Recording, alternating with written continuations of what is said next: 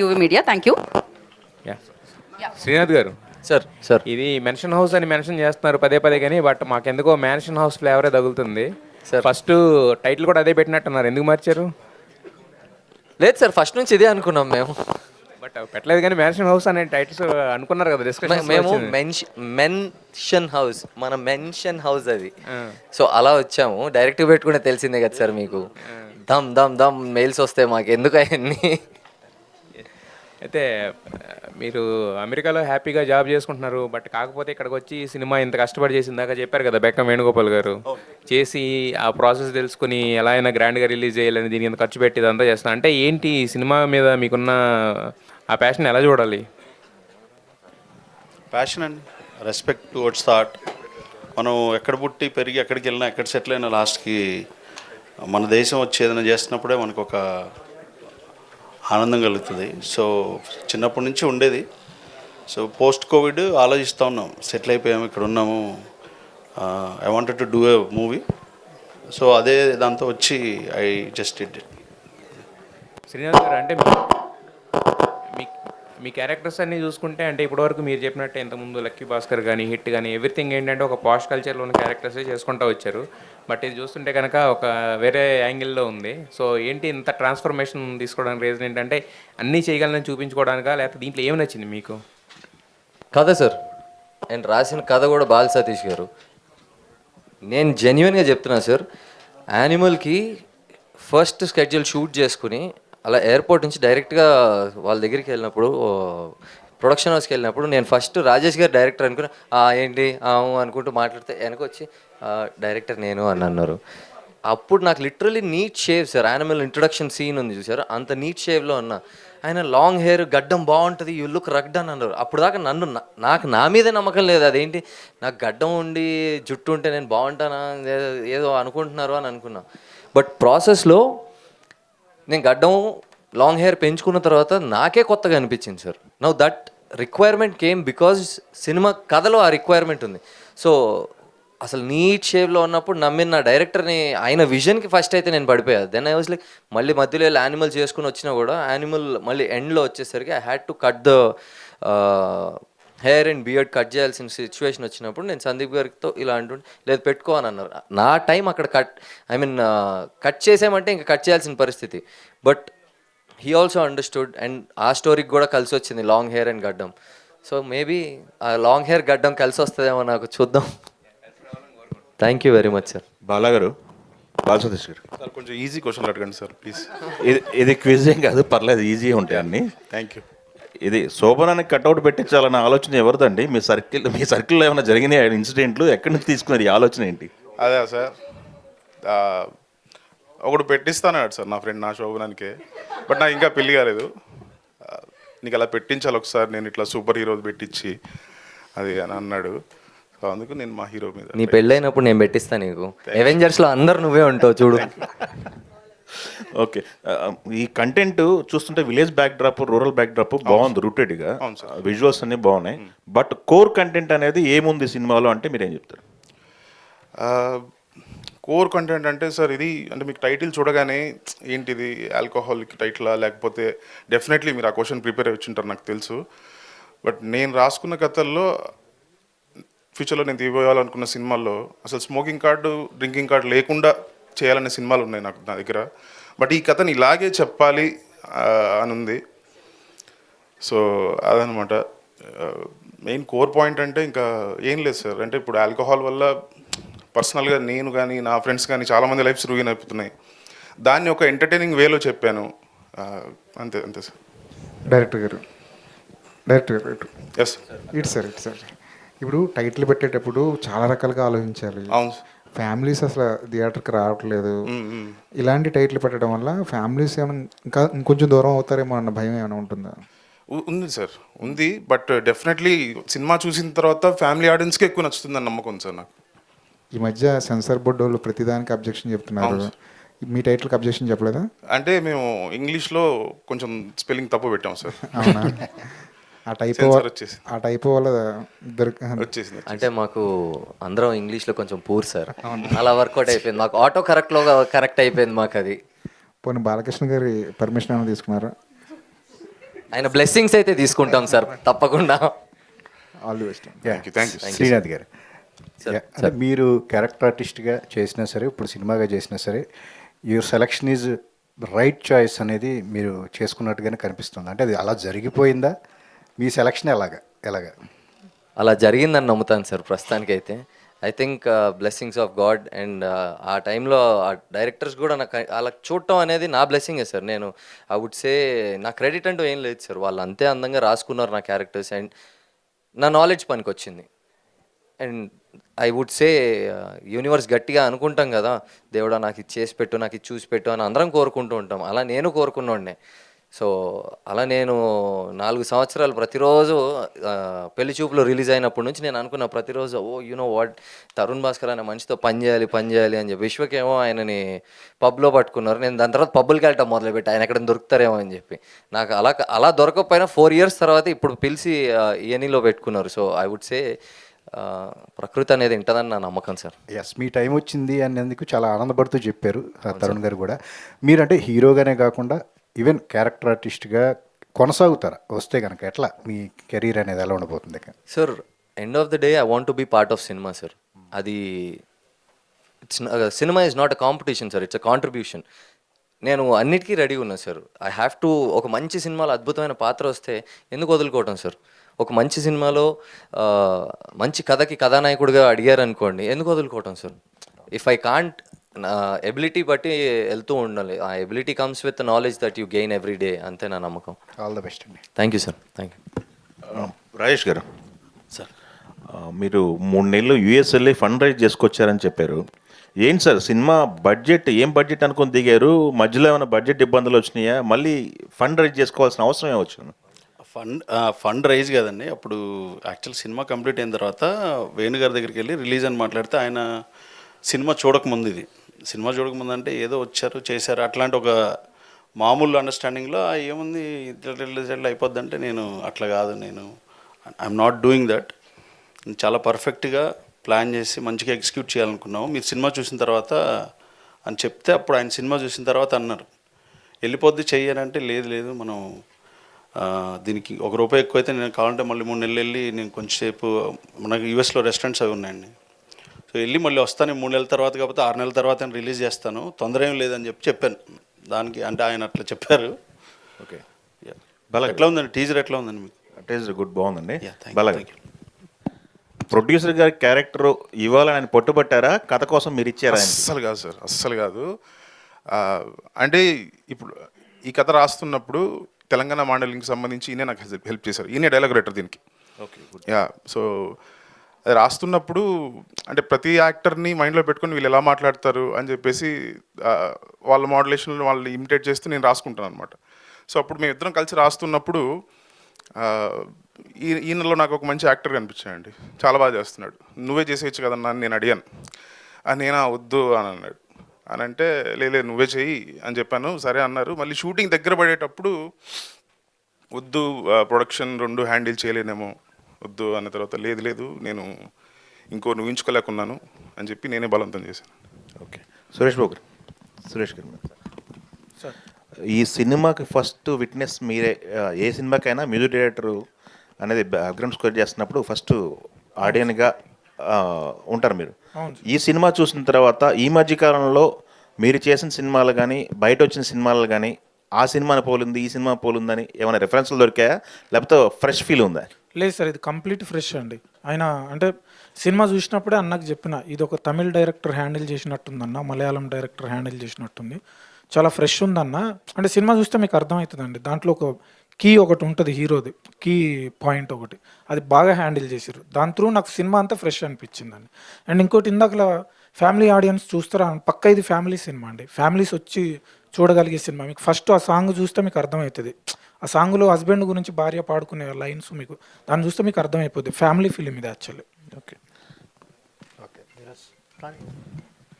శ్రీనాథ్ గారు సార్ అంటే ఆర్టిస్ట్గా చేస్తున్నప్పుడు మనకి కాంప్లిమెంట్స్ వస్తాయి, సినిమాతో పాటు సేల్ అయిపోతాం. కానీ ఇప్పుడు మాగంటి శ్రీనాథ్ మూవీ అంటే ఫేస్ ఆఫ్ ద మూవీ అవటం అనేది హ్యూజ్ రెస్పాన్సిబిలిటీ కదా.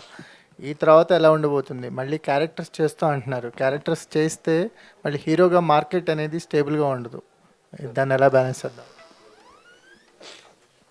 Very nice question. సార్ ప్రస్తుతానికైతే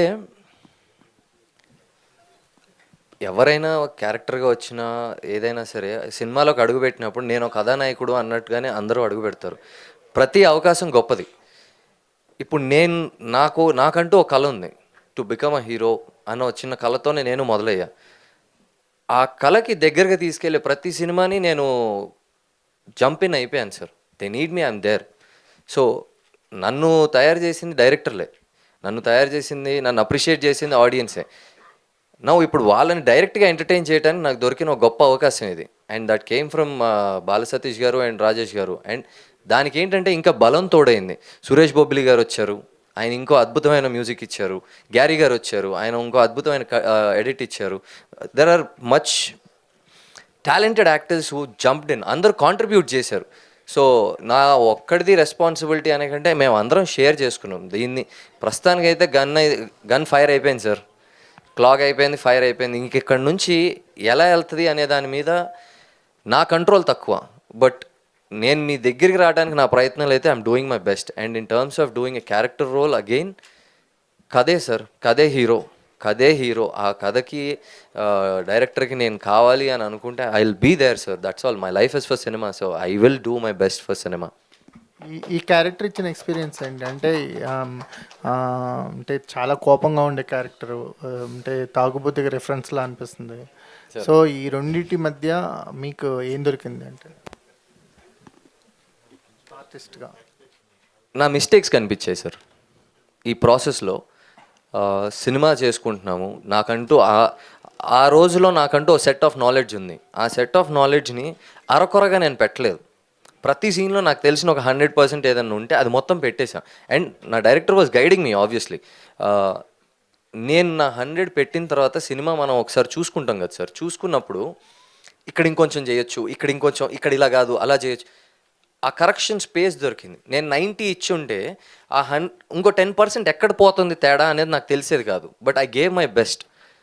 ఇప్పుడు ఐ నో మై ప్రిసైజ్ ఎక్కడెక్కడ చిన్నగా మిస్టేక్స్ ఎక్కడ ఉన్నాయని నాకు అర్థమవుతూ ఉంటుంది. దాన్ని కరెక్ట్ చేసుకోగలిగాను నేను. సురేష్ గారు సార్, ఈ పోస్టర్లో మీ నేమ్ అనేది ఒక బిగ్గెస్ట్ ఇన్విటేషన్. అయ్యో పెద్ద సో ఎందుకంటే మీరు ఒక చిన్న సినిమాలకి పెద్ద బలం అవుతున్నారు మీరు. That is the good part. ఇప్పుడు మీరు కాంబినేషన్స్ వైజ్ కానీ అటు వెళ్లకుండా మంచి కంటెంట్కి మీ సంగీతంతో సపోర్ట్ చేస్తున్నారు కదా. ఈ మల్లేష్ మీకు ఇచ్చిన ఛాలెంజెస్ ఏంటంటే ఎవ్రీ మూవీ మ్యూజిక్ డైరెక్టర్గా కొత్త ఆపర్చునిటీ ఇస్తుంది కదా, మీకు ఎలాంటి ఆపర్చునిటీగా చూస్తారు దీన్ని? అంటే నేను ఇది కమర్షియల్గా నాకు బాగా ఛాలెంజింగ్ అనిపించిందండి. ఎందుకంటే నేను ప్యూర్ కమర్షియల్ ఫిల్మ్ ఇంతకుముందు చేయలే. నాకు ఇష్టం ఉండే కమర్షియల్ సినిమా వస్తే బాగుండు, కొడదాం అట్లుండే. ఒక స్టార్ హీరోకి ఎంతైతే చేయగలం కొడుతున్నాం, బట్ ఇది proper commercial cinema sir. So నేను అంటే బాగా ఇంట్రెస్టెడ్గా వర్క్ చేసిన. ఇది ఒక కమర్షియల్ ఇదిగా నన్ను ఇంకో లెవెల్కి తీసుకెళ్తుందని అనుకుంటున్నా ఈ cinema. Thank you sir. Tag ఉంది కదా, రూరల్ కల్ట్ కామెడీ అని చెప్పేసి. అవును. సో ఆ సెల్ఫ్ ప్రొక్లమేషన్ అనేది ఎంతవరకు కరెక్ట్ అండి?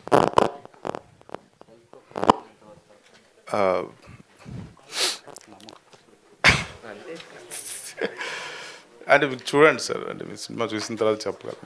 ఆ కల్ట్ అనేది ఎప్పుడు కూడా post release audience feel it కదా. అవును. ముందు అవును, కరెక్టే సార్.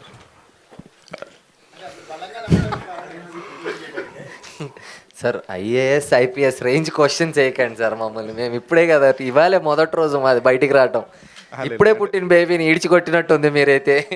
లేదు అంటే ఎప్పుడు కూడా అలాగా కల్ట్ అనేది చాలా బిగ్ వర్డ్, చాలా లేదు సార్, ఆ వర్డ్ తప్ప మిగతా అంతా సెట్ చేసింది నేనే. కల్ట్ అన్న వర్డ్ పెట్టింది ఈయన.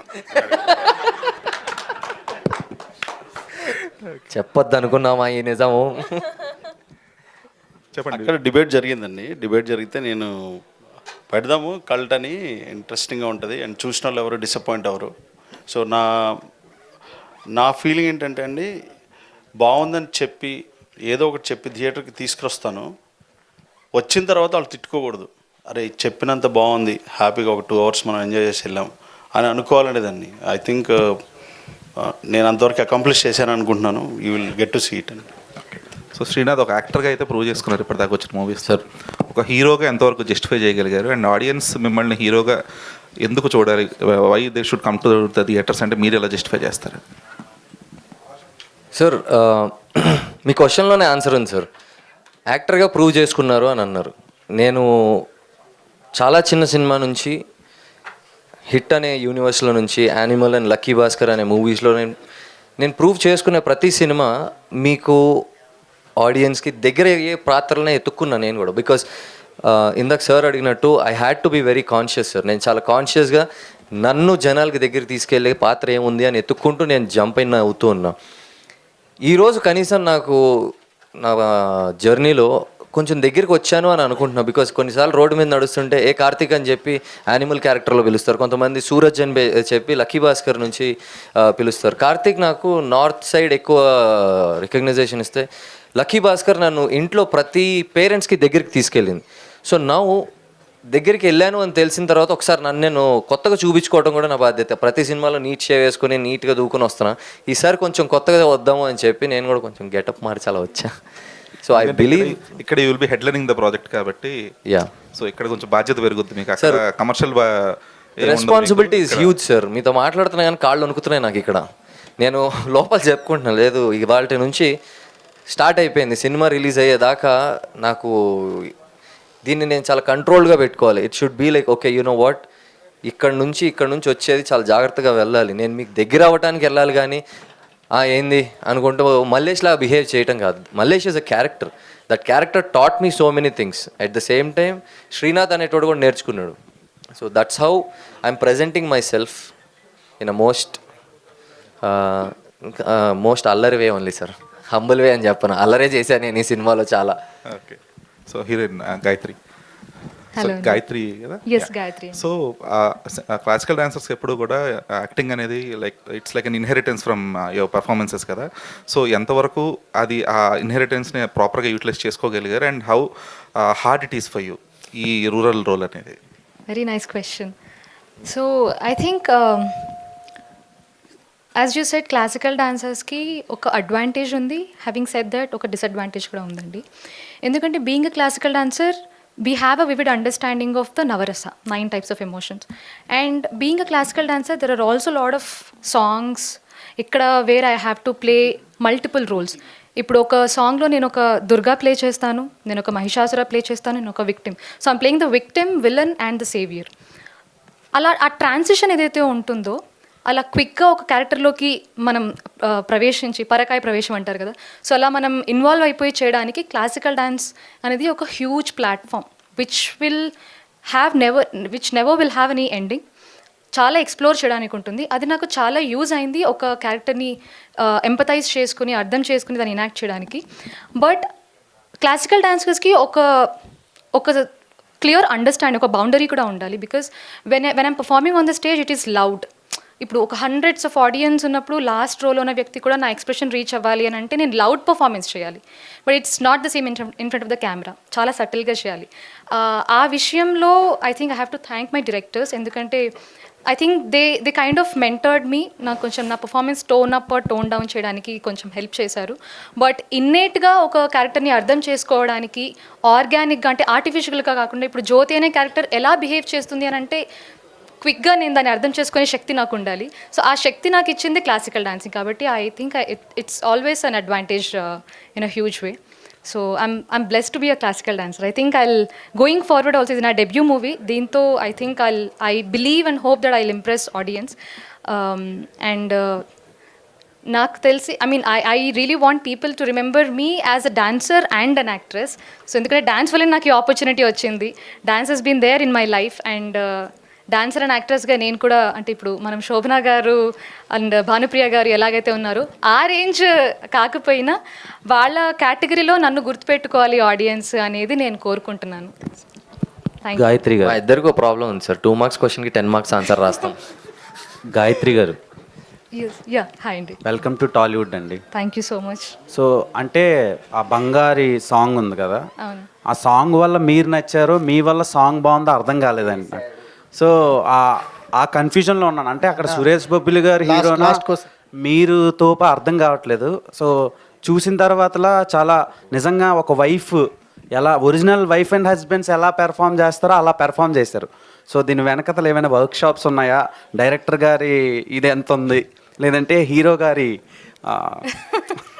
అది ఎంత ఉంది చెప్పు. Okay, I'll answer this. ప్రమేయం. Yeah, I'll answer this question. I think it's a collaborative contribution, I would say. ఎందుకంటే బంగారీ వినిపిస్తుంది, బంగారీ సాంగ్ అంత బ్యూటిఫుల్గా మీకు అనిపించడానికి first thing is how that song has been designed. ఆయన మాంటేజెస్ కానీ ఎలా డైరెక్టర్ గారు అనుకున్నారని ఆయన క్రియేటివ్ దానిపైన డిపెండ్ అయింది. ఆ సాంగ్ అందరికీ వినగానే నచ్చడానికి కారణం మన సురేష్ బబ్లి గారు. అంత బ్యూటిఫుల్ ట్యూన్ ఇచ్చారు మనకు. And visuals are very important. So Ammamuthu garu ఇచ్చిన విజువల్స్, ఆ కాంట్రిబ్యూషన్ అనేది మనకు కనిపిస్తుంది. అండ్ మీరు ఇందాక అన్నారు ఒరిజినల్ వైఫ్ అండ్ హస్బెండ్ లాగా అనిపిస్తున్నారని. I think Srinath and we have a really good friendship off screen. అది చాలా వర్కౌట్ కొడుతుంది sir. Okay, that's and coming to Bangari sir, అంతా అలా చేసుకుంటూ ఏం వెళ్ళిపోలేదు. There is a planning behind it. And as a dance master, Prasad dance master అని చేశారు. సో ఆయన సింగిల్ కార్డ్లో ఈ మూవీ అంతా చేసుకుంటూ వెళ్ళాము. హీ వాజ్ డిజైనింగ్ కొన్ని వేస్. బైక్ మీద కూర్చునేది ఉంది చూశారు, డైరెక్టర్ గారు అండ్ డాన్స్ మాస్టర్ గారు, ప్రసాద్ మాస్టర్ గారు ఇద్దరు కూర్చుని దే వర్ డిస్కసింగ్ ఏంటి కొత్తగా ఏం చేయొచ్చు. అమ్మాయిని ఇట్లా ముందు కూర్చోబెట్టేసుకుని వెనక్కి కూర్చోబెట్టేసుకుని ఓకే అనుకుంటే వెళ్తా. But this was like the girl is sitting front. So ఇలాంటి creative understanding is there between my director and my dance master, కాబట్టి అది బ్యూటిఫుల్ వచ్చింది. సో అంటే ఏదైనా కొలాబరేషన్ ఓవరాల్. లాస్ట్ ఏదైనా ఒక సాంగ్ కానీ, టీజర్ కానీ, డైలాగ్, కాన్వర్జేషన్ కానీ హీరో హీరోయిన్ మధ్యలో చూస్తే ఏదో ఒక దగ్గర ఇది యాక్టింగ్ అని తెలుస్తుంది. ఫ్యూ ఇయర్స్ బ్యాక్ విశాల్ గారిది ఒక సినిమా కరకు చూపు కుర్రోడా అని ఒక సాంగ్ ఉంటుంది. సో అందులో ఆ సాంగ్లో చాలా రియలిస్టిక్గా ఉంటుంది వాళ్ళిద్దరి మధ్యలో బాండింగ్. దాని తర్వాత నాకు మీదే అంత రియలిస్టిక్గా అనిపించింది. Thank you so much. So I hope and I wish me cinema కూడా అంతే రియలిస్టిక్గా ఉంటుంది అనుకుంటున్నా. చాలా ఫిక్షనల్గా వస్తున్నాయి ఇప్పుడు సినిమాలన్నీ, చాలా రస్టిక్గా వస్తుంది అనుకుంటున్నాను. ఆల్ ద బెస్ట్ అండి, all the best. And Srinath గారు మోస్ట్ ఎమర్జింగ్ యాక్టర్ మీరు టాలీవుడ్లో సార్, అండ్ సక్సెస్ఫుల్ యాక్టర్ కూడా. ఇప్పుడు అది నా ఒక్కడిది కాదండి, that is distributed to every. చాలా సినిమా సినిమాలు గెలిస్తే మేము గెలిచినట్టే. చాలా సినిమాలు వస్తున్నాయి. దాన్ని ఏమంటారు, సీజనల్గా కొన్ని సినిమాలు వస్తాయి, అన్సీజన్లో కొన్ని వస్తాయి. కానీ మీవి ఏ సీజన్లో వచ్చిన క్యారెక్టర్స్ని బాగా హుక్ అయిపోతున్నారు ఆడియన్స్. సో ఈ మ్యాన్స్నోస్ మల్లేష్ అనే క్యారెక్టర్కి కమర్షియల్గా ఎలా మీకు వర్కౌట్ అవుద్ది, ఆడియన్స్కి ఎలా పోర్ట్రే అవుతుంది, వాళ్ళు ఎలా తీసుకోగలరు? సార్ ఆడియన్స్ అయితే డెఫినెట్లీ ఎంజాయ్ చేస్తారు సార్. నేను